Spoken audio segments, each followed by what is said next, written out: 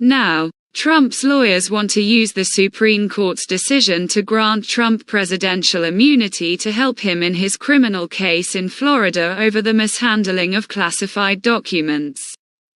Trump's team said in a new court filing on Friday that they want an updated schedule in the federal classified documents case so they can argue points about the Supreme Court's decision. Trump's lawyers wrote that the decision corroborates the office's position that President Trump has no immunity, and further demonstrates the politically motivated nature of their contention that the motion is frivolous.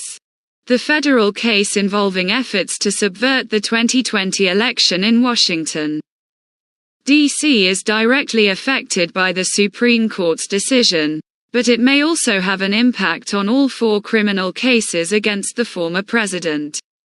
In the recording Friday, Trump's lawyers likewise noted equity Clarence Thomas' simultaneousness to the choice, scrutinizing the legitimacy of unique guidance Jack Smith's arrangement. The concurrence, according to Trump's lawyers, adds force to the motions Trump has filed against Smith's appointment and funding.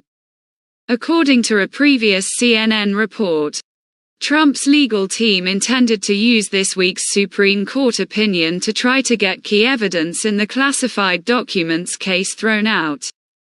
Friday's filing is the first step in that direction. The move probably will make the already complicated and slow path to trial in Judge Aileen Cannon's Fort Pierce, Florida, courtroom even longer.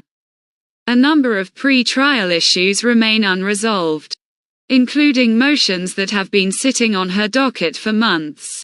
Among them is a solicitation from Trump to excuse the vast majority of the charges, since Trump's group says he has official resistance for his choice to eliminate the ordered records he clutched in Florida from the White House in the last hours of his administration.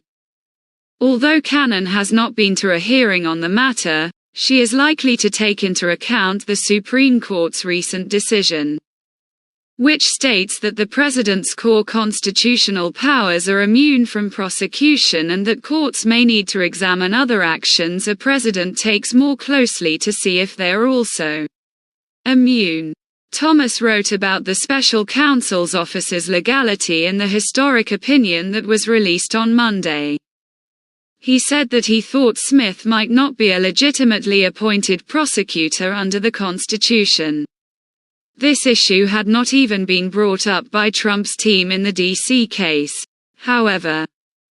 During a hearing before Cannon last week, Trump's legal team and Smith's prosecutors argued extensively about it, with Trump's team agreeing with Thomas's position. At the hearing, Cannon, a Trump appointee, showed some interest in Trump's arguments, but he hasn't decided anything yet.